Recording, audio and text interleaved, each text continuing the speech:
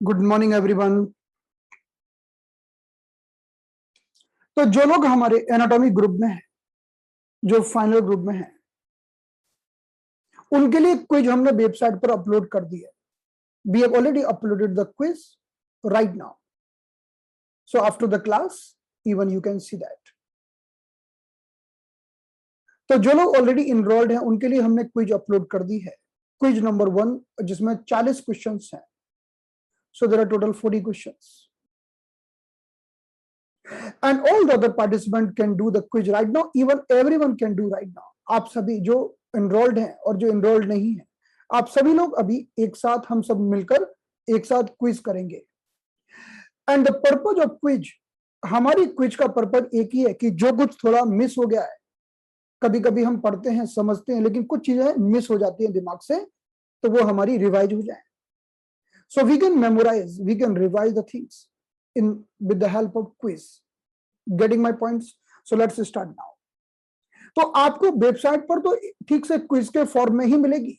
You will find it in the quiz form on the website, like questions and the 4 options, question and the 4 options. लेकिन यहां पर मैं आपको PDF के form में share कर रहा हूं। तो आप सभी को आंसर बताना होगा और आपको आंसर यहां चैट बॉक्स में लिखना होगा। Everyone has to write the answer in the chat box. Okay, so let's start now. तो चलिए स्टार्ट करते हैं। तो जॉइंट 3 प्रकार के होते हैं। There are 3 types of joint. One is immobile,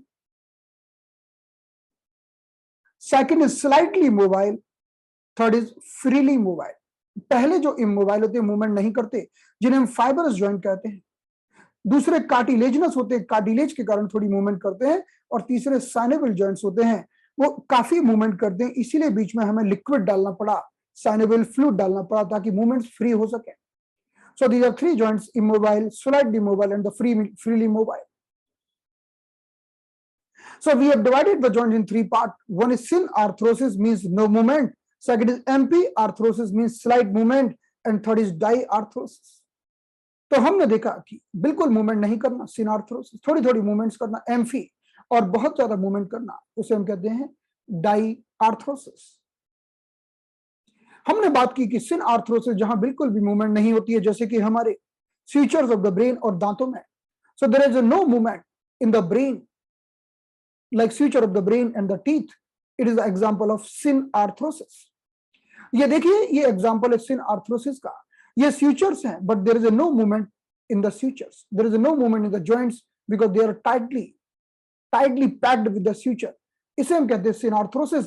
और दांतों की बात करें तो दांत भी सिनआर्थ्रोसिस में आते हैं, और दांतों के लिए एक स्पेशल टर्म दिया गया जिसे हम कहते हैं gomphosis. So gomphosis is the special term given for the teeth joint. तो ये भी एकदम फिक्स होते हैं, मूवमेंट नहीं करते, इमोबाइल होते हैं। तो हमने 2 चीजें समझी।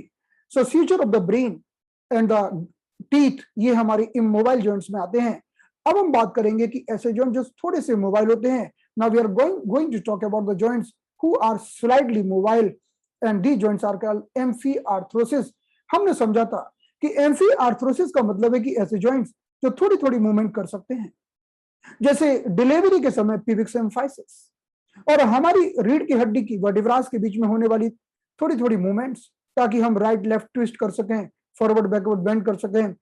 और हमारी रेडियस अल्ना का हाथों का घुमाना, जैसे कि नट बोल्ट टाइट करना। So in the pubic symphysis on the spine and the radius ulna, we are having little movement. So this is the amphiarthrosis. ये देखिए, ये pubic symphysis है जो डिलीवरी के समय ओपन हो जाता है, otherwise it is closed. It open only during the delivery, that is the pubic symphysis.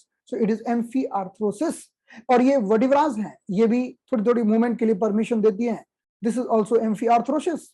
ये देखिए, हमारी लोअर आर्म की 2 हड्डियां हैं, रेडियस और अल्ना, ये एक दूसरे को के ऊपर चढ़कर थोड़ी थोड़ी मूवमेंट करने की परमिशन देती हैं, जैसे हम नट बोल्ट कसने के समय करते हैं। So these are the 2 bones of the lower arm which is giving little permission for the movement. Now third joint is called freely movable joints, that is the synovial joints, और इसे हम कहते हैं डाइआर्थ्रोसिस। डाइआर्थ्रोसिस का मतलब है कि जो बहुत मूवमेंट करने की परमिशन देते हैं। And there are mainly 6 types of synovial joints. ये 6 प्रकार के होते हैं। ये 6 प्रकार यहां पर लिखे हुए हैं। सबसे पहले हम बात करते हैं प्रकार नंबर 1 की। So let's talk about the ball and socket joints. Ball and socket joints में सबसे ज्यादा मूवमेंट होती है। There is highest movement available in the ball and socket joints. अगर हम बॉल एंड सॉकेट की बात करते हैं,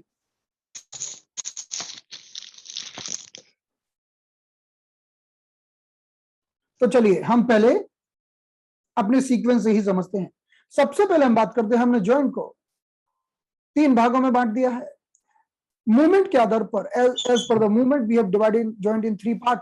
एक जॉइंट ऐसे जो कहीं भी घूम जाते हैं, आगे पीछे ऊपर नीचे दाएं बाएं रोटेशन, जिसे हम कहते हैं मल्टी एक्सियल जॉइंट।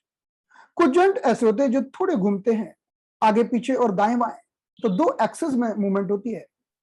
और कुछ जॉइंट ऐसे होते हैं जो केवल एक ही डायरेक्शन में मूवमेंट कर सकते हैं। So there are 3 types of joints as per the movement. Movement के आधार पर कुछ जॉइंट ऐसे होते हैं जो कहीं भी घूमते हैं, कुछ जॉइंट जो आगे पीछे दाएं बाएं 2 डायरेक्शन में घूमते हैं, और कुछ जॉइंट सिर्फ एक ही डायरेक्शन में घूम सकते हैं। तो 1 direction, 2 direction and multi direction. इस आधार पर जॉइंट को हमने 3 भागों में बांटा है। So we have divided the joint as per the 1 direction, so uniaxial, 2 direction biaxial and multi direction, that is the multi axial. तो चलिए बात करते हैं पहले यूनिएक्सियल की। ऐसे जॉइंट जो केवल एक ही डायरेक्शन में घूमते हैं। हमने आपको समझाया था कि एक रोटी के ऊपर दूसरी रोटी रख दो तो रोटी कैसे, बस एक दूसरे घी लगा के हम कैसे रोटी को ऐसे घिसते हैं।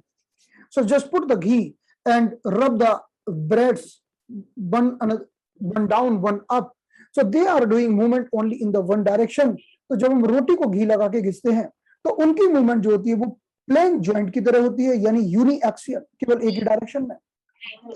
जैसे कि हम उदाहरण देखें कि हमारी, इसका उदाहरण क्या है, इसका उदाहरण है कि हमारी कलाई में और हमारे एंकल जॉइंट में पाई जाने वाली हड्डियां, कलाई की हड्डियों को कार्पल और एंकल जॉइंट में पाई जाने वाली हड्डियों को टार्सल कहते हैं। वो थोड़ा थोड़ा आगे पीछे खिसकती रहती है, जैसे रोटी एक दूसरे के ऊपर खिसकती रहती है। So this is the example of plane joint. In the plane joints just 1 chapati is gliding on the another chapati, like in the wrist and in the ankle joints. So these are the called carpal and tarsal bones. Okay, the second example of hinge joint. Hinge joint जैसे दरवाजा खोलना और बंद करना, दरवाजा एक ही दिशा में खुलता है और बंद होता है, दरवाजे को आप मल्टी डायरेक्शन में नहीं कर सकते। So the door is opening and closing in only 1 direction. So this is the uniaxial, like elbow and the knee, जैसे कि कोहनी और घुटना। हम दरवाजे को हमने खोला और बंद किया, एक ही डायरेक्शन में हम खोल सकते हैं, बंद कर सकते हैं, इसलिए हम कहते हैं कि एक ही एक्सिस पर होने वाली मूवमेंट्स। ओके, अब हम बात करते हैं तीसरे जॉइंट जिसे हम पिवोट जॉइंट बोलते हैं। Pivot joint means no type of movement. जब हम गर्दन को घुमाते हैं और कहते हैं नहीं नहीं, नो नो, तो ये भी बीच में एक, जैसे एक डंडी लगी है और उसके ऊपर हमारी गर्दन घूम रही है, तो इसे भी हम यूनिएक्सियल जॉइंट कहते हैं। So this is also the example of uniaxial joint, that pivot joint. Pivot joint means, pivot joint का आप एक समझ सकते हैं कि आपने एक डंडी ऐसे खड़ी कर दी और इस डंडी के ऊपर आपने एक कैप रख दी। This is the cap on 1 stick. So you can rotate the cap. You can rotate the cap. You can rotate the cap in 1 axis. आप केवल कैप को एक ही दिशा में रोटेट कर सकते हैं। तो ये 3 प्रकार के जॉइंट, 3 प्रकार के हो गए हमारे, जिसे हम कहते हैं यूनिएक्सियल जॉइंट, जो केवल एक ही डायरेक्शन में गति कर सकते हैं। हालांकि इतना डिटेल में आपको नहीं भी समझ में आएगा तो भी चलेगा, but if we know then it is really good. तो हमारे 6 प्रकार के जॉइंट्स होते हैं साइनिवियल, उसमें से 3 हो गए केवल एक ही एक्सिस पर मूवमेंट करने वाले, 3 तो इसी में चले गए, बचे 3। तो फिर से समझिए, जब आपको यूनिएक्सियल का ध्यान रखना हो तो ध्यान रखना रोटी का, दरवाजे का और एक डंडी पर रखी हुई कैप का, डंडी पर रखी हुई कैप का। So just take the example of chapati, take the example of door, and take the example, there is a 1 stick and over the stick there is a 1 cap. So this is the example of uniaxial joint. I hope you understood. तो मैं एक बार फिर से बता देता हूं कि when we are talking about the uniaxial joint, take 1 chapati and rotate the chapati, that is uniaxial. Okay, like this is called plane joint, just gliding. आप जब रोटी बनाते हो तो रोटी बनाते समय सिर्फ रोटी ग्लाइड करते रहते हो, ऐसा नहीं होता कि रोटी को पहले ऊपर खींचते हो, ऐसे खींचते हो, ऐसा नहीं करते। रोटी को सिर्फ ग्लाइड करते रहते हो. So the gliding movement is the uniaxial movement. Got it? Now in the same, जब दरवाजे को हम खोलते बंद करते हैं, when we are opening the door and the closing the door, this is uniaxial. Uniaxial, एक ही दिशा में डोर खुल रहा है, बंद हो रहा है, फिक्स है, एक एक्सिस पे फिक्स है. इन द सेम वे मैंने क्या किया, अपने सिर के ऊपर एक कैप रख ली और अब मैं कैप को घुमा सकता हूं. I can move the cap around. So this is the uniaxial. In this way, there are 3 types of uniaxial joint. 3 प्रकार के जॉइंट होते हैं. अब पहले जॉइंट को जो हम बोलते हैं, जो रोटी जैसा, वो प्लेन जॉइंट. क्या प्लेन रोटी बना दो, प्लेन रोटी. So plane joint. और the gliding joint, they are gliding. दूसरा हिंज जॉइंट. हिंज, वैसे भी हमारे दरवाजे में जो हिंज लगी रहती है. So this is the hinge joint. Like elbow is the hinge joint, knee is the hinge joint. And third is the pivot. Pivot means हमारी कैप घूम रही है. This is the pivot. Just moving the neck right and left. No, this is the pivot joint. तो 3 joint हमारे आते हैं. Now, अब कोई भी pivot का मतलब है कि एक एक्सिस तो फिक्स कर दी और दूसरी चीज उसके ऊपर घूम रही है. ओके, अब आप मान लो खड़े हो गए और कोई आपको पकड़ के घूम रहा है चारों तरफ, तो वो हो गया joint pivot. Pivot means one thing is fixed, another thing is rotating. Got it? जैसे हमने बात की लोअर आर्म की. If we talk about the lower arm, so we are moving the lower arm like this. तो इसमें अगर आप अंदर मूवमेंट देखोगे तो ये एक बोन बिल्कुल मूवमेंट नहीं करती, अल्लाह बोन बिल्कुल मूवमेंट नहीं करती, बस ये रेडियस बोन घूमती रहती है. Only one bone is moving. तो एक बोन फिक्स है, दूसरी बोन घूम रही है, इसलिए इसको भी हम बोलते हैं pivot. So the meaning of pivot, one bone is fixed, another bone is moving. Yes, like a merry-go-round. Perfect. One minute. So one bone is fixed and another bone is moving around. That is pivot. So pivot means merry-go-round. Got it? So now pivot बच्चों को बड़ा पसंद है. pivot आप देखेंगे कि बच्चों को ये लगता है कि आप बीच में खड़े हो जाओ, बच्चे आपका हाथ पकड़ के घूमते रहे चारों तरफ. So this is the example of pivot. So remember 3 things. Plane joint, like chapati. And where is the plane joint? Plane joint are in the wrist and in the ankle joint. Plane joint कहाँ होते हैं? हमारी कलाई में होते हैं और हमारे wrist joint में होते हैं. हमने एक बार याद करने के लिए क्या किया था कि चपाती को काटा, चपाती को राउंड में काटा और कड़े की तरह यहां पर पहन लिया. चपाती को राउंड में काट के आप कड़े की तरह यहां पहन लो तो समझ जाओगे यार चपाती का मतलब कुछ कलाई से है. कलाई से नहीं है, रेडियस अल्लाह से. Do not get confuse. चपाती का मतलब है, तो चपाती का मतलब है कि the plane joint. So the wrist joint are gliding on the each other, ankle joint are gliding on the each other. अब हम आगे बढ़ते हैं. Let's move ahead. अब हम आगे बढ़ते हैं. So now we are thinking about the multi axial joint. अब यूनिएक्सियल हुआ, अब हम बात करेंगे टू एक्सियल. यूनिएक्सियल का मतलब है एक ही तरफ और वाई एक्सियल का मतलब होगा दो एक्सिस में. So let's see now. तो ये यूनिएक्सियल समाप्त हुआ. अब हम बात करेंगे, देखिए ये हमने उदाहरण दिया है यहां पर. ये हमारा प्लेन जॉइंट है, ग्लाइडिंग जॉइंट है. जैसे रोटी फिसलती है ऐसे ये एक दूसरे के ऊपर फिसल रहा है. So in the same form, like this is the example of these are the wrist bone or the carpal bone. In the same way ankle bone, ये कार्पल बोन भी आएंगी और टार्सल बोन भी आ जाएंगी. अब हम बात करते हैं हिंज जॉइंट की. हिंज जॉइंट जैसे दरवाजा, तो हमने बात की हिंज जॉइंट का मतलब है, the meaning of hinge joint like elbow. और उंगलियों को भी अगर हम ऐसे से करते हैं, ये भी हिंज जॉइंट है. जैसे दरवाजा खुलता बंद होता है ऐसे उंगलियां खुलती और बंद होती हैं. So this the example of hinge joint. And this the pivot means merry-go-round. जैसे know, this the pivot joint. तो हमने 3 जॉइंट समझ लिए जो हमारे प्लेन होते हैं. तो 6 में से 3 गए, अब बचे 2. तो ये फिर से हिंज दिखाया. हिंज मींस नी, फिंगर जॉइंट, एल्बो जॉइंट. ये हमने pivot दिखा. pivot मतलब merry-go-round, घूमना.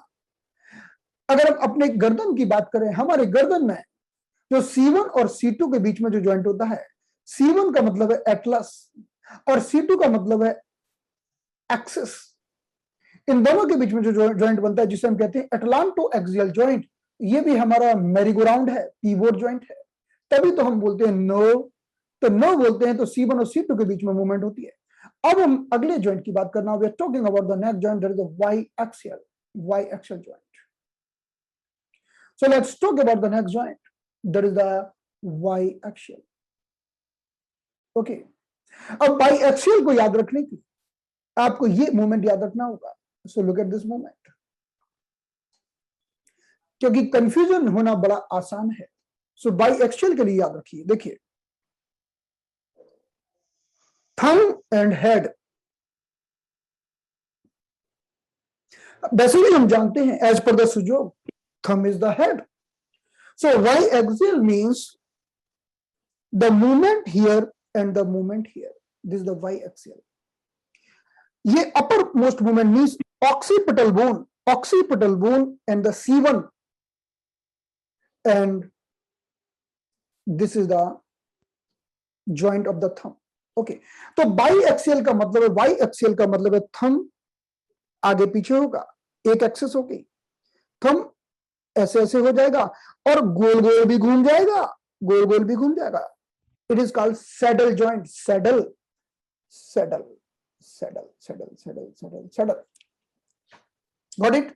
So remember this joint, saddle saddle joint, and this is, तो जब हम बात करते हैं बाईएक्सियल, गर्दन भी आगे पीछे घूमेगी और गर्दन ऐसे ऐसे भी घूम जाती है, ऐसे ऐसे। Okay, so there is a facility. So the uppermost joint between the occiput and C1, that is also y-axial. This is the very complicated name, ellipsoid or condyloid. Ellipsoid or condyloid. Okay, तो ध्यान रखिएगा, इसका नाम है ellipsoid and condyloid. So दो joint ऐसे हैं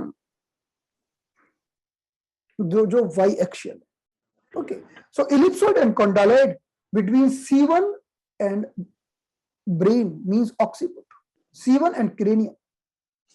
तो इसे हम कहते हैं atlanto occipital joint, Atlas and occipital, atlanto occipital joint. Got it? Clear? अभी क्विज में सारी चीजें आने वाली हैं, इसलिए ध्यान से कान खोल के सुनिएगा। ओके, कान खोल के। तो इसे कहते हैं ellipsoid, ellipsoid and the condyloid. सबसे कठिन नाम यही है, याद ही नहीं होता है बार बार, इलिप्सॉइड और कॉन्डाइलॉइड। और ये तो चलो ठीक है, सैडल, सैंडल से भी सैडल याद हो जाएगा, सैंडल है ना, सैंडल, सैंडल तो जानते हैं ना, you know sandal. So this is the saddle joint. Saddle joint is formed between the wrist and the first metacarpal bone. Okay, so ये बाईएक्सियल समाप्त हुआ. Now we are talking about the third joint. Third joint and the final joint, multi axial की सब दिशाओं में घूमने वाला. उसके पहले आप ये देख लीजिए, यहां लिखा हुआ, तो शायद देखकर भी थोड़ा समझ में आ जाएगा. तो अभी हम जो बात कर रहे थे, biaxial joint means condyloid and ellipsoid joint, यानी yes movement, atlanto occipital joint, और अंगूठे में पाए जाने वाला saddle joint. Saddle joint means हमारी कलाई की ट्रेपीजियम और पहली मेटाकार्पल बोन के बीच में होता है, थंब साइड में. आप सिर्फ थंब जॉइंट याद रखो तो भी चलेगा. Saddle joints means thumb joint. तो ये दो जॉइंट होते हैं by axial. Now the final joint, multi axial. ये हमने कलाई की थंब को दिखाने की कोशिश की है और ये हमने अपनी खोपड़ी को दिखाने की कोशिश की है. This is the joint atlanto occipital joint. So this is the upper bone, that is the occiput, और ये एटलस. और ये पीडीएफ हमने ऑलरेडी अपलोड कर दिया है, तो जो भी पार्टिसिपेंट्स हैं वो जाकर वहां भी इस पीडीएफ को देख सकते हैं. So this is the atlanto occipital joint. This is the example of condyloid and ellipsoid. चलिए, ये तो अगर हम थोड़ा सा कंपैरिजन करें तो ये हमारा, this is the C1 vertebra, this is the C2 vertebra, and this is the bone. The name of this bone is occiput. तो यहां पर दो जॉइंट बनते हैं. The first joint form here and the second joint form here. तो ये upper joint का नाम क्या है बताइए? What is the name of this upper joint between occiput and C1, and what is the name of this lower joint? तो अपर joint का नाम है ellipsoid. The name of upper joint is ellipsoid or condyloid. जो Y axial होता है, यानी सिर आगे पीछे घूमेगा और इस ऐसे गोल गोल भी घूमेगा। गोल गोल घुमाने को हम कहते हैं सर्कमडेंस, ऐसा बोलते हैं। ओके, तो ये ऊपर भी घूमेगा, आगे पीछे घूमेगा, दाएं बाएं घूमेगा और गोल गोल भी घूमेगा। लेकिन ये जो C1 और C2 के बीच में जो बनता है, इसको हमने बात किया था no joint. No means pivot. थोड़ा सा ये याद रखने में आपको मेहनत करना पड़ेगी, but don't worry, I know you will do that. अब हम बात करते हैं मल्टी एक्शियल। सबसे आसान है, the most easy is the multi axial. Like कहीं भी घुमाओ, जैसे हाथ को कहीं भी घुमा दो, that is a ball and socket like hip and shoulder. जैसे कि ball and socket like hip and shoulder joint, it is the example of multi axial joint. आप कंधे को या हिप को कहीं भी घुमाओ, तो ये हमारे 3 प्रकार के जॉइंट समाप्त हुए। ये we can see here, this is the shoulder joint here. कंधे को कहीं भी घुमा दो, ये मल्टी एक्शियल है। और this the hip joint, hip को कहीं भी घुमा दो, ये भी मल्टी एक्शियल जॉइंट है। So this the example of multi axial joint. And ये तो सब हम जानते हैं। फिर हमने बात की थी what is the tendon. Tendon का मतलब है द मीनिंग ऑफ टेंडन, जो बोन्स को मसल से जोड़ता है। Bone and muscles are connected with the tendons. And what is the meaning of ligament. Ligament का मतलब है जो बोन को बोन से जोड़ता है, उसे हम कहते हैं ligament. So the ligament is attaching one bone with another bone.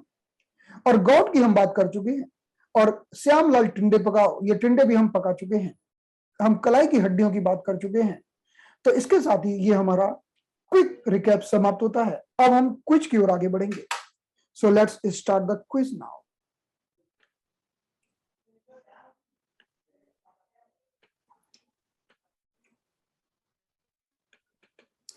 यहां तो मैं आपको क्विज पीडीएफ के फॉर्म में ही करा रहा हूं, क्योंकि और कोई पॉसिबिलिटी नहीं है right now, but you can do a quiz in the form of quiz in the website. Got it? So let's start now. तो चलिए, we are starting from here.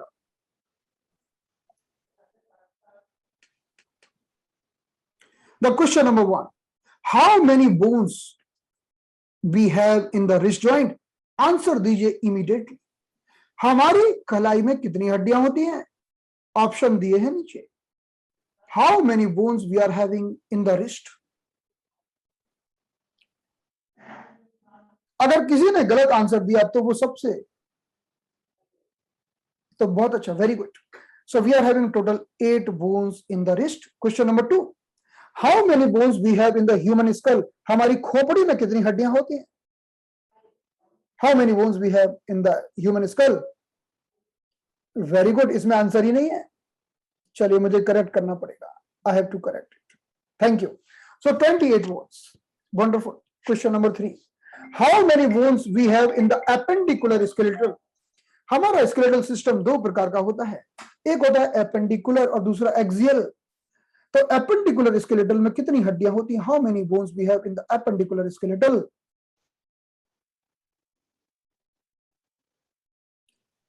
Wonderful. तो इसका आंसर होगा 126। Very good all of you, आपने, very good all of you. 126 bones. Appendicular का मतलब जो लटका हुआ है, जैसे हाथ लटके हुए हैं, पैर लटके हुए हैं, और हमारी hip bone, collar bone, scapula bone, ये एपेंडिकुलर है, और बीच का एक्सियल है। So the middle is the axial and the arm and legs are appendicular. So 126 bones are in the appendicular skeletal. Question number next, how many bones we have in the ear? हमारे कानों में कितनी हड्डियां पाई जाती हैं?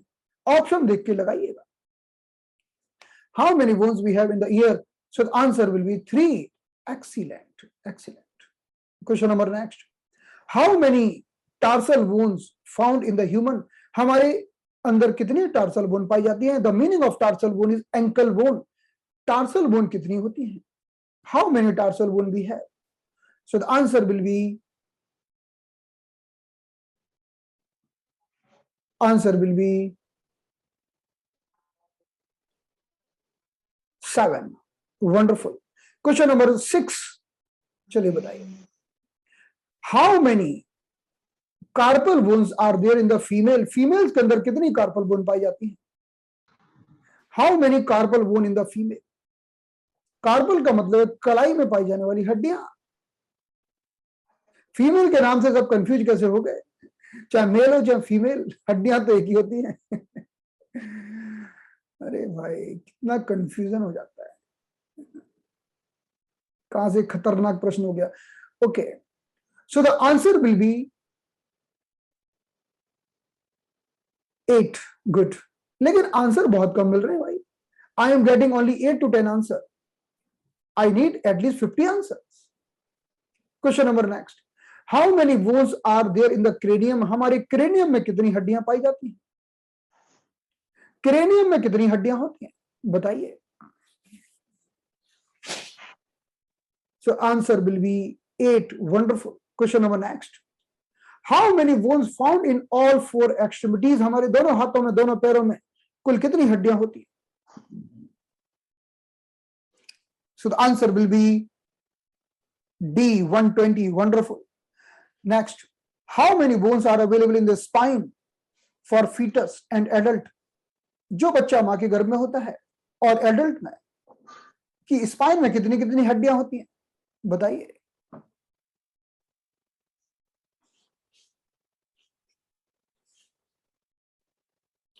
तो जब बच्चा मां के गर्भ में होता है उसमें 33 हड्डियां होती हैं, 33 बोन्स होती हैं, और बाद में फ्यूज होकर 26 हो जाती हैं। So within the fetus in the mother bone, the number of bones are 33, and after that it becomes 26. Question number next. Following bone are not available in the legs. इसमें कौन सी हड्डी है जो हमारे पैरों में नहीं पाई जाती बताइए। फीमर, टिबिया, अल्ना, फिबुला, कौन सी हड्डी है भैया? ये टिबिया किसने लिखा? टिबिया किसने लिख दिया? टिबिया गलती से लिखा होगा, टिबिया नहीं। जिसने गलत लिखा वो सही लिखे। If you have done the wrong, write down right answer. Wonderful. Okay, तो हमारे पैरों में तो फीमर बोन होती है थाई में, टिबिया और फिबुला होती है लोअर लेग में। Question number next, fibrous joint is the example of? Fibrous joint किसका एग्जांपल है? सिनआर्थरोसिस, एम्फीआर्थरोसिस, डाईआर्थरोसिस। फाइबरस जॉइंट मतलब जो हिलते नहीं है, किसका एग्जांपल है? So the fibrous joint is the example of accident, synarthrosis. Question number next. Example of synovial joints are? synovial joint का example कौन सा है? Hip joint, shoulder joint, atlantoaxial joint and all. Yes, good. Corgi, right. तो example of synovial joints are क्या है? Hip joint, shoulder joint, atlantoaxial joint, all. तो हमारे सारे ये जॉइंट साइनोवियल में आते हैं, तभी तो मूवमेंट होती है। साइनोवियल जॉइंट्स होते हैं, फिर साइनोवियल फ्लूइड होता है, फ्लूइड शॉक एब्जॉर्बर का काम करता है। So these all joints are the synovial joints. Question number next, synovial joints are ball and socket joints and the saddle joint, hinge and pivot, ellipsoid and plane, all are right. इसमें कौन सा answer है?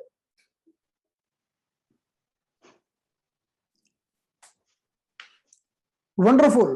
तो पूरे हमने 6 ले लिए, देखो आप। We have taken all the 6: ball and socket, saddle, hinge, pivot, ellipsoid, plane. All are right. Question number next. Hip joint are the example of? Hip joint किस चीज का example है? Ball and socket, saddle, pivot, ellipsoid.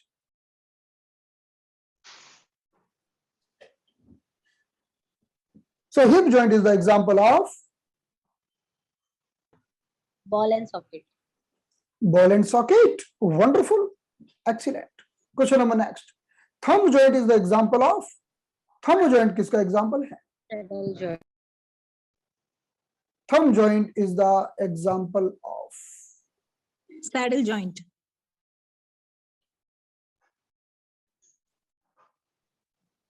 So thumb joint is the example of saddle joint. Wonderful. Question number next. The joints who allow only movement but no rotation. वो कौन से joint है जो सिर्फ मूवमेंट अलाउ करते हैं लेकिन rotation allow नहीं करते? Condyloid, ball and socket, saddle, pivot. Pivot. Question कठिन है लेकिन आप आंसर दे सकते हैं।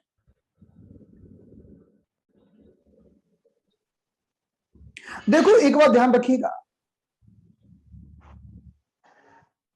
कि जो कॉन्डाइलॉइड जॉइंट होते हैं, कॉन्डाइलॉइड,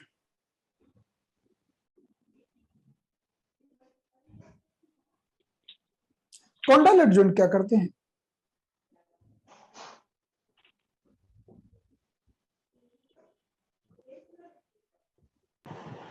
पीवोट में तो हम ऐसे रोटेशन कर सकते हैं, we can do rotation in the pivot. Saddle में भी हम अंगूठे को घुमा सकते हैं, लेकिन कॉन्डाइल में नहीं घुमा सकते। Condyloid joint means flexion extension, flexion extension, flexion extension, yes movement. तो रोटेशन नहीं कर सकते हम, we can't do rotation in the condyloid joint. Got it? चलिए, example of condyloid joints are, condyloid joints का क्या एग्जाम्पल है बताइए।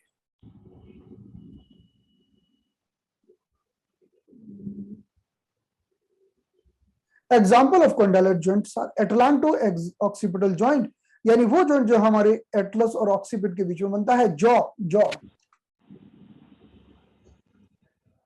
जॉ। तीसरा मेटाकार्पोफेरेंजियल, मेटाकार्पो मींस ये हमारी मेटाकार्पल बोन है, और जहां ये उंगलियों से जुड़ी है तो ये हमारी मेटाकार्पल बोन है, जहां ये उंगलियों से जुड़ी है ये जॉइंट, ये सारे के सारे कॉन्डाइलॉइड जॉइंट्स हैं। रिमेंबर, ये केवल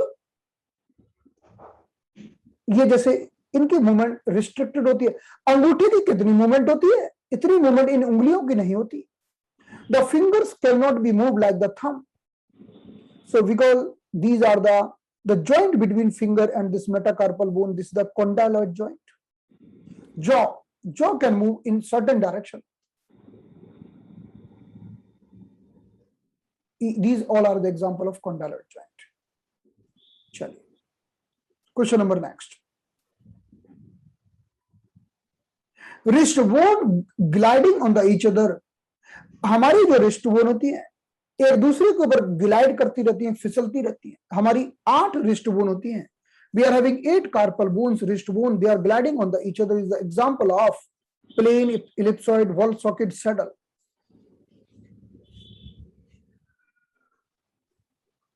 तो ये प्लेन जॉइंट है, जैसे चपाती। Question number next, following bones are coming under the appendicular skeleton, इसमें से कौन सी हड्डी है जो हमारे एपेंडिकुलर स्केलेटन में आती है बताइए। Skull bone, hyoid bone, sternum bone, vertebral column and ribs, none. बताइए इसमें से कौन सी हड्डी है जो हमारे एपेंडिकुलर स्केलेटन में आती है।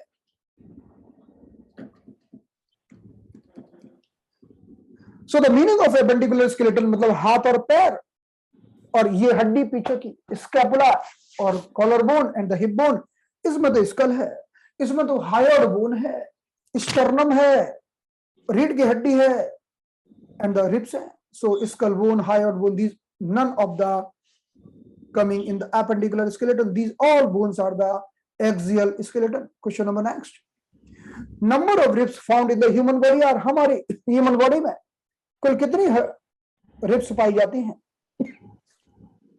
12 pair, 8 pair, 7 pair, 24 pair. How many bones we are having in the human body? So the question is 12 pairs. Wonderful. 12 in the right side, 12 in the left side. चलिए, नंबर ऑफ फेशियल बोन, हमारे चेहरे पर कितनी हड्डियां होती हैं? ये चेहरे पर कितनी हड्डियां होती हैं? How many facial bones we have? 28, 8, 14 and 80.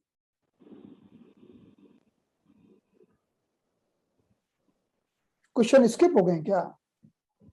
Okay, I will see. Okay, I will see. Don't worry.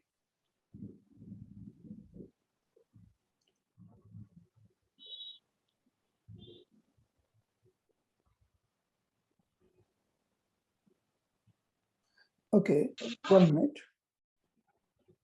So we have started from here. We have done these 5 questions. Then we already done these 6, 7, 8, 11 till the 11. Okay, now it's 11. Okay, so we have some question this side. Oh, thank you, Sarabjit ji. Thank you so much. You're right. Sir, skip from 12 कोई to बात नहीं, 70 हम यहाँ कर and लेते हैं. 24 to 28. 24 to 29. 12 to 70. Wonderful. Thank you. वही मैं सोच रहा था इतनी जल्दी कैसे खत्म हो गया. class. So 1, 2, 3, 4, 5, then 6, 7, 8, 9. Okay. चलिए क्वेश्चन नंबर नेक्स्ट बताइए. ये पीडीएफ बहुत जल्दी से खिसक जाता है. Okay, so the question number next. Wonderful. चलिए बहुत सारे क्वेश्चन और आ गए. Gomphosis term is useful for. Gomphosis term किसके लिए यूज किया जाता है? Joint of the skull, joint of the teeth, joint of the radius and ulna, all immobile joint. So gomphosis, what is useful for? So that is the joint of the teeth. Accident. चलिए question number next. Highly mobile joints card. जो joint बहुत ज्यादा movement करते हैं इनको हम क्या कहते हैं? सिन आर्थरोसिस, एम्फी आर्थरोसिस, डाई आर्थरोसिस, गॉम्फोसिस. जो मूवमेंट बहुत मूवमेंट करते हैं क्या कहते हैं?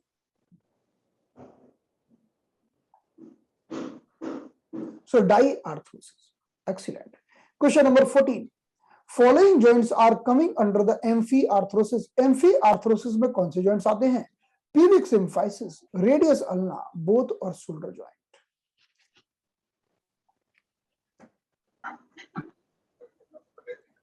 Amphiarthrosis में कौन से joint? Amphi का मतलब है slight movement, जो थोड़ी थोड़ी मूवमेंट कर सकते हो. तो आंसर होगा बोथ, क्योंकि pubic symphysis भी हमारा सिर्फ डिलीवरी के समय मूवमेंट करता है, थोड़ी आजादी है. और रेडियस अल्ना ये फोरआर्म में सुपाइनेशन प्रोनेशन मूवमेंट करता है, थोड़ी आजादी है. Both will be the right answer. Question number 15. Amphiarthrosis joints are. Amphiarthrosis joints होते हैं fibrous joint, cartilaginous, synovial and all. यानी एम्फीआर्थरोसिस में वो क्या चीज है जो उसको थोड़ी बहुत मूवमेंट करने की permission देती है? What is the thing in the amphiarthrosis who is providing little permission for the movement? What is that? Cartilage. Wonderful. तो कार्टिलेजिनस जॉइंट होते हैं, कार्टिलेज के कारण ये थोड़ी मूवमेंट कर सकते हैं. Excellent. Question number next. Example of freely mobile joints are. Freely mobile joints के उदाहरण हैं fibrous, cartilaginous, synovial, synarthrosis. इसमें से कौन से जॉइंट हैं जो फ्रीली मोबाइल जॉइंट्स कहलाते हैं? Freely mobile joints are.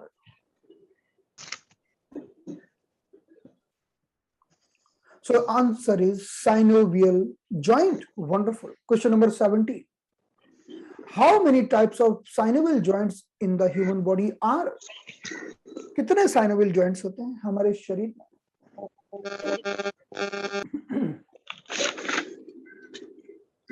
So the answer will be 6. Excellent. तो हमने 17 तक कर लिया. अब हम अगले बढ़ते हैं. 18 कहाँ है? 18, 19 हमने कर लिया. Yes, done. हमने कर लिया. Done. Now 24. Okay. 21. Following are not the bone of the carpal bone. इनमें से कौन सी कार्पल बोन नहीं है? स्काफॉइड, ट्राइकोट्रल, ट्रैपेजियम, गैस्ट्रोक्निमियस. 24 नंबर का प्रश्न है. 24 questions. Who is not the carpal bone? Scaphoid, tricotrol, trapezium, gastrocnemius.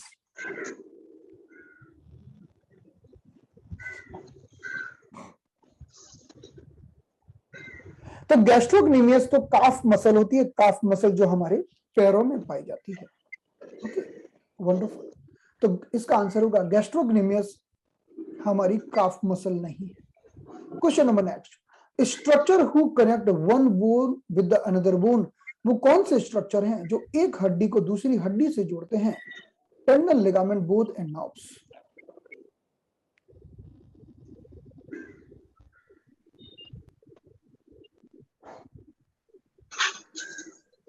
So the right answer will be ligaments. Ligaments एक हड्डी को दूसरी हड्डी से जोड़ते हैं. One bone with another bone. Question number 26. Structure who connect muscle with the bones are tendon, ligament, muscle and all. ऐसे कौन से स्ट्रक्चर है जो हमारी मसल्स को हड्डी से जोड़ते हैं, उसे हम क्या कहते हैं? अच्छा, लोग म्यूट नहीं है क्या? People are not muted. Yes, not muted. Okay.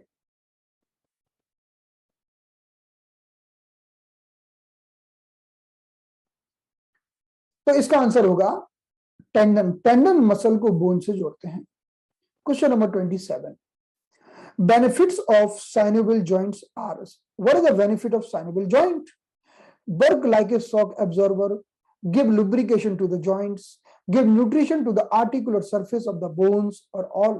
यानी ये शॉक एब्जॉर्बर का काम करते हैं, न्यूट्रिशन लुब्रिकेशन देते हैं, न्यूट्रिशन देते हैं, या all. What is the role of benefit of synovial joint?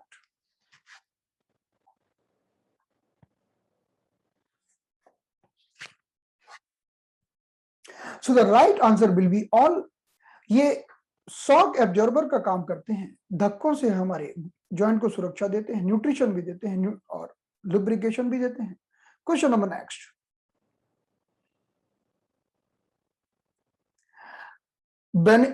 Pivot joint found in. Pivot joint कहां होता है? पिवोट जॉइंट यानी कहां होता है? नो टाइप, हमने बताया था no type joint. C1 and C2 के बीच में, between the radius and ulna of the arm, between the tibia and fibula of the legs, all. इसका आंसर बताइए. पिवोट जॉइंट कहां होते हैं? यानी एक बोन अपनी जगह रहती है और दूसरी उसके आजू बाजू घूमती है. तो पहला तो आंसर सही है, लेकिन रेडियस अल्ना का आंसर भी सही है, और पैरों में जो है हमारे टिबिया और फिबुला का आंसर भी सही है. एक बोन फिक्स रहती है और दूसरी बोन घूमती है पैरों में. तो जैसे हमारे हाथों में रेडियस और अल्ना होती है, सेम हमारे लोअर लेग में टिबिया एंड फिबुला की मूवमेंट्स होती है. So the pivot joint means one is axis, another is moving here and there. So the answer will be all. Question number 29. Hinge joints are. Hinge joint कौन से होते हैं? फेलेंजियल joint, elbow joint और knee joint. कौन सा joint hinge joint है? कौन सा जॉइंट हिंज जॉइंट है? इसमें चौथा होगा all. Hinge joint, phalangeal joint, elbow joint and the knee joint. So all will be the right answer. all होगा. all जैसे कोहनी को घुमाते हैं, ऐसे घुटने को भी हम एक दिशा में फोल्ड कर सकते हैं, उंगलियों को भी हम कर सकते हैं. ये सारे हिंज जॉइंट कहलाते हैं. हिंज. ओके, 29 हुए. अब हम बढ़ेंगे 30 क्वेश्चंस के ऊपर. 30. तो 30 हमने कर लिया है. 30 से लेके हमने 35 तक कर लिया है. नहीं, 35 बाकी है. ओके, तो चलिए question number 34. Lung belong to which element? Lung कौन से एलिमेंट को बिलोंग करता है? Lung belong to which element? Tell me. Wood, fire, earth और मेटल?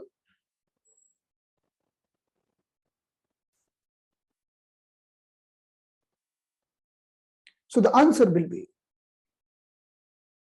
lung metal को belong करता है. Wonderful. Question number next. How many points found in the large intestine meridian? हमारे large intestine meridian में कुल कितने बिंदु पाए जाते हैं?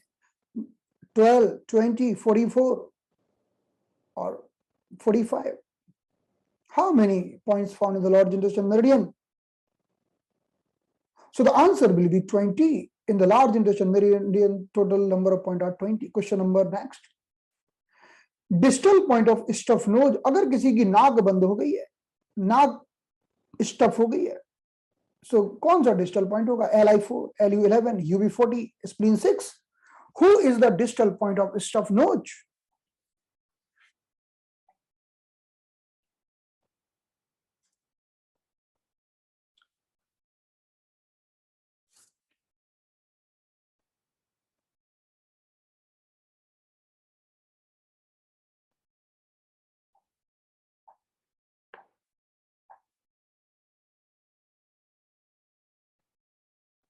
तो हमारी स्टफ नोज का जो होगा वो होगा Li4।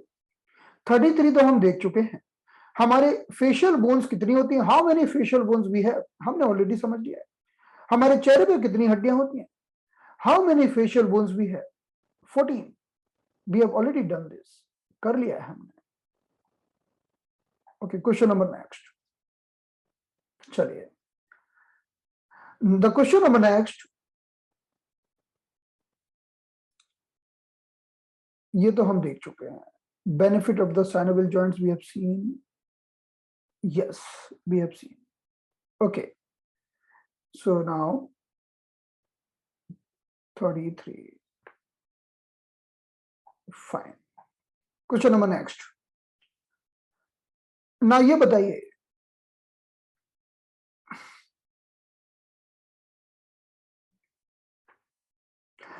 Starting point of the large intestine meridian on the finger tips, हमारी जो लार्ज इंटेस्टाइन का जो पहला बिंदु होता है वो क्या होता है, वुड होता है, मेटल होता है, फायर होता है या अर्थ होता है।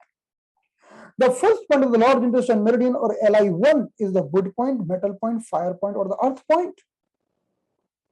देखिए क्वेश्चन तो ऐसे ही आएंगे, आसान आसान question will be like this only, very easy. So the first point of the large intestine meridian on the fingertips will be metal point, metal. Good. Question number 38. Homeostatic point of the large intestine meridian, हमारे large intestine meridian का वो कौन सा बिंदु है जो हमें homeostasis प्रदान करता है, यानी हमारे शरीर को संतुलित करता है, बैलेंस करता है। Which one is the point who bring homeostasis in the body? So ध्यान रखिएगा, हमारे शरीर में दो बिंदु ऐसे होते हैं जो हमारे शरीर को होम्योस्टेसिस में लेके आते हैं, यानी हमारे शरीर को बैलेंस कंडीशन में लेके आते हैं। So there are 2 points in our body who bring us in the homeostasis. One is Li11 and second is stomach 36, but stomach 36 is not here. Okay, तो हमारे शरीर में दो बिंदु ऐसे हैं जो हमारे शरीर को होम्योस्टेसिस में लेके आते हैं। एक होता है Li11 और दूसरा होता है स्टमक 36। इसमें Li11 ऑप्शन दिया है, Li11 is option is given here. So homeostatic point of the large intestine meridian Li11। तो आप किसी को भी Li11 लगा के उसके पूरी बॉडी को बैलेंस कर सकते हो। Question number 39, Li4 is analgesic point, means दर्द को दूर करता है। Distal point of head and throat, हमारे हेड एंड थ्रोट का डिस्टल पॉइंट है। Contra indicated in the pregnancy, कभी भी प्रेगनेंसी में नहीं लगाते, नहीं तो एबॉर्शन होने की संभावना रहती है। All, so Li4 is the answer will be all. Wonderful. Okay, question number last. As per the organ clock cycle, timing of spleen meridian is, organ clock cycle के अनुसार स्प्लीन का टाइमिंग क्या होता है, बताइए। What is the timing of spleen as per the organ clock cycle?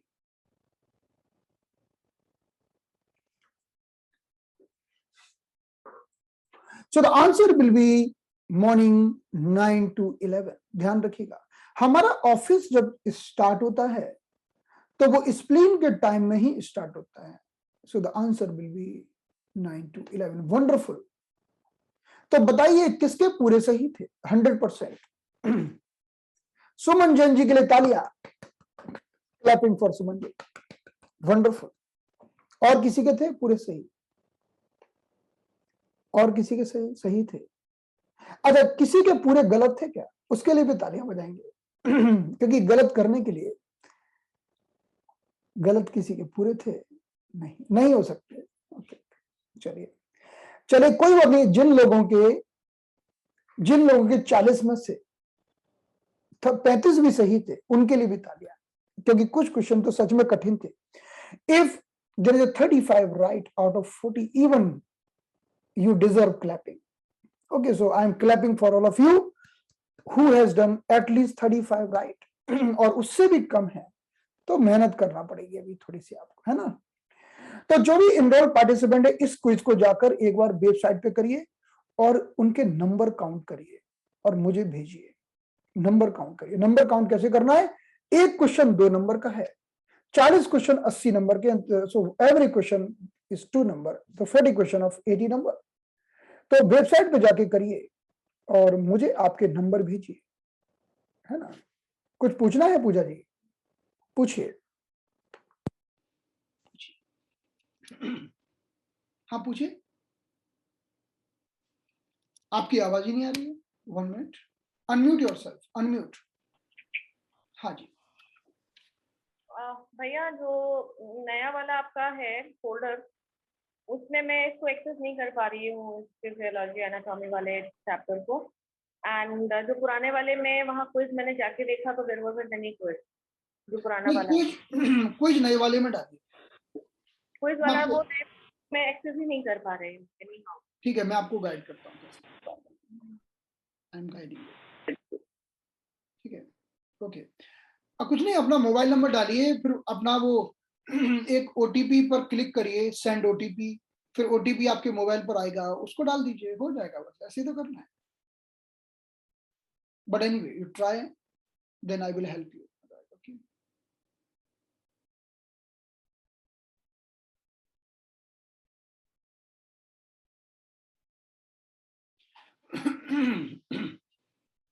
How to improve the deficiency of the synovial fluid? कैसे बढ़ाएं synovial fluid को? स्प्लीन को ताकत देकर। If you improve the spleen, because synovial fluid is coming under the spleen. If there is an excessive synovial fluid,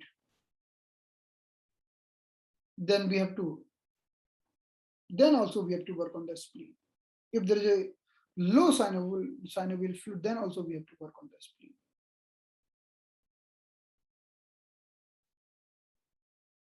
We can only hear you while answering.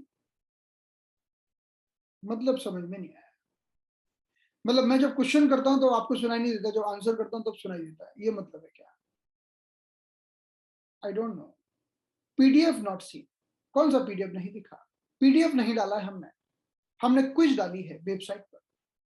आप जहां पर अपना वो देखते हैं, कोर्स देखते हैं, वहीं पर हमने क्विज डाली है। okay.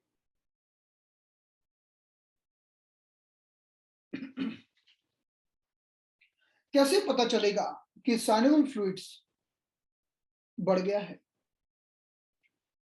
पेशेंट को इंप्रूवमेंट मिलेगा।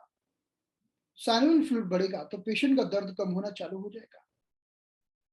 जब साइनोवियल फ्लूइड कम होता है तो बोन की आर्टिकुलर सरफेस को न्यूट्रिशन नहीं मिलता और दर्द होता है और डिजनरेशन होता है।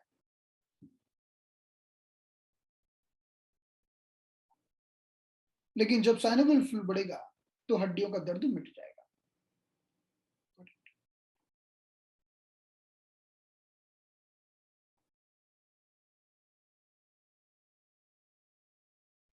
Okay, yes, radius ulna joint come under the amphiarthrosis and the pivot. देखिए, जो हमारे साइनोवियल जॉइंट होते हैं वो फ्रीली मोबाइल होते हैं, लेकिन कुछ ऐसे हैं उसमें जैसे pivot amphiarthrosis में आते हैं। pivot are coming under the amphiarthrosis. Synovial energy,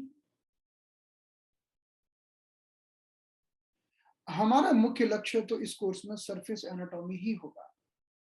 बाकी चीजें कवर करेंगे तो वो कॉम्प्लीमेंट्री होंगी, वो हमारे मन के ऊपर, हम कमिट नहीं कर सकते, लेकिन कर सकते, क्योंकि एक बार कमिट कर दिया और फिर कुछ कम ज्यादा होगा तो लोग परेशान करेंगे, तो फिर कि आपने बोला था और आप नहीं कर रहे। तो मेरा तो उद्देश्य है कि मैं खूब सारे क्वेश्चन कराऊं, इवन एक्यूपंक्चर के भी कराऊं, बट आई वॉन्ट कमिट। मेरा कमिटमेंट सिर्फ सरफेस एनाटॉमी का है। कुछ एक्स्ट्रा चीजें मैं करा सकता हूं, there is chances. Number not given in the quiz, please check. Correct option not given. Correct option आप जब पूरी क्विज को करेंगे तब लास्ट में करेक्ट ऑप्शन आएगा, लास्ट में रिजल्ट आएगा। आई विल चेक, और अगर ऐसा होगा I will upgrade.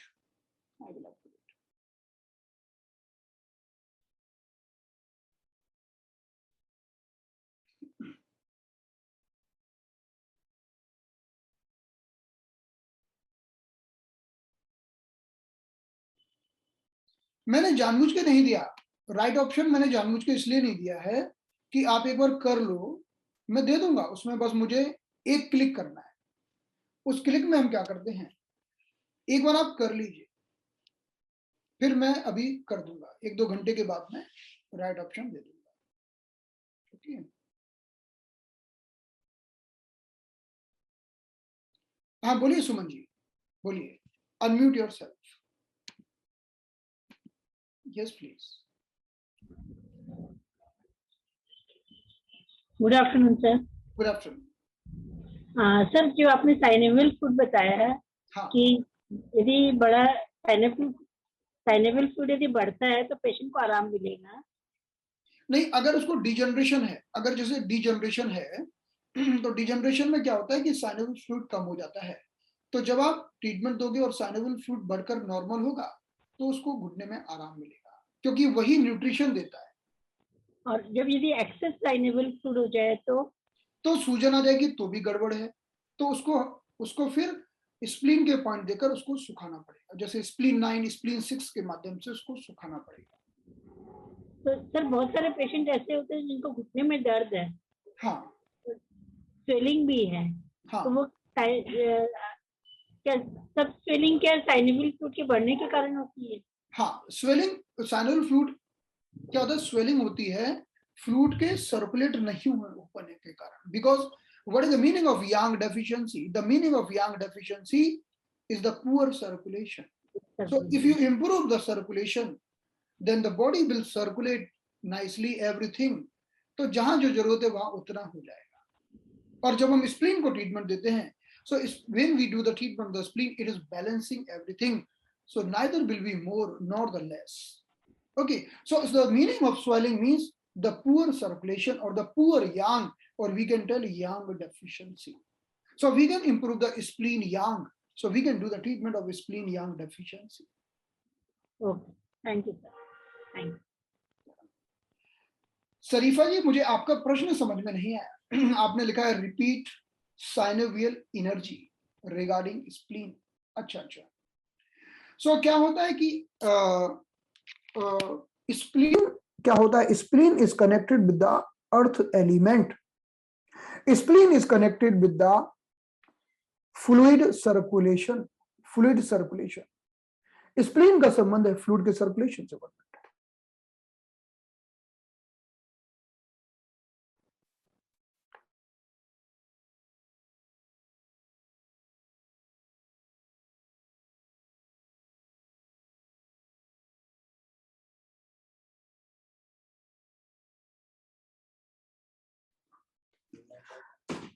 So spleen means gathering, spleen means collection, spleen means deposition.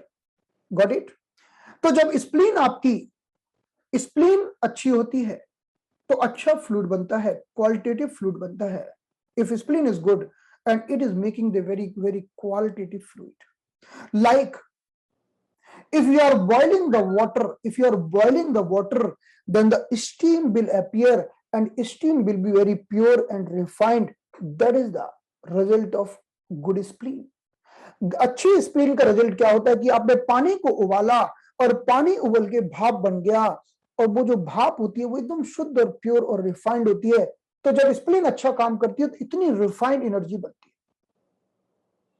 Now, but spleen is bad, spleen is poor, then like you are cooking something in very no flame.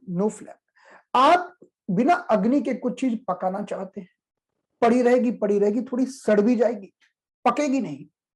So if spleen is poor, you want to cook something without the flame, because spleen is converting the food in the very fine and refined food chain, like the water is converting in the steam.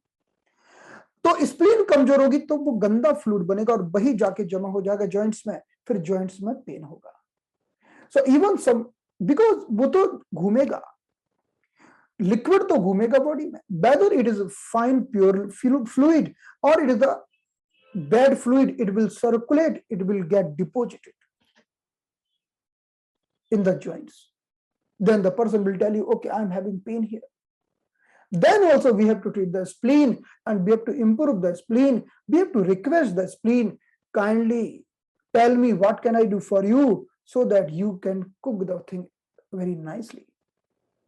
तो जब भी हम कुछ भी खाते हैं सबसे पहले स्प्लीन ही उसको कन्वर्ट करता है एक बहुत ही शानदार रिफाइंड प्रोडक्ट में. Got it? So whether the unwanted swelling, you have to work on the spleen, or your joints are very good, wonderful, that is the spleen, good spleen. Got it?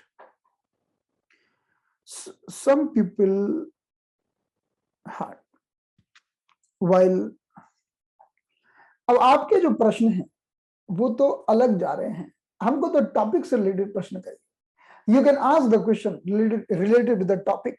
Okay, see अब what is spleen yang. Yes yes, आप सीखेंगे, advance course में सीखेंगे spleen यांग क्या होता है, और advance course हमारे टीसीएम में सीखेंगे आप.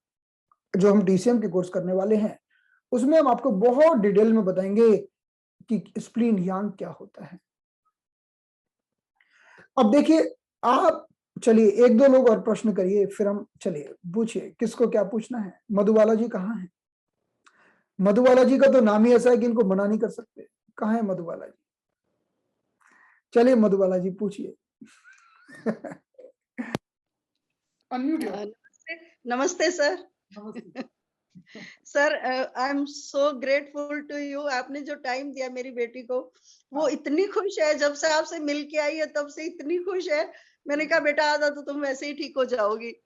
एंड सेकेंडली सर, वो टीसीएम कब से शुरू कर रहे हैं? एक मेरी फ्रेंड और शुरू करना चाहती है, तो मैं उसको टाइम दे सकती हूँ? हाँ तो मैं आपको बता दूंगा, ये तो एडवांस तो स्टार्ट करने वाले हैं इसी मंथ में. और हाँ जी.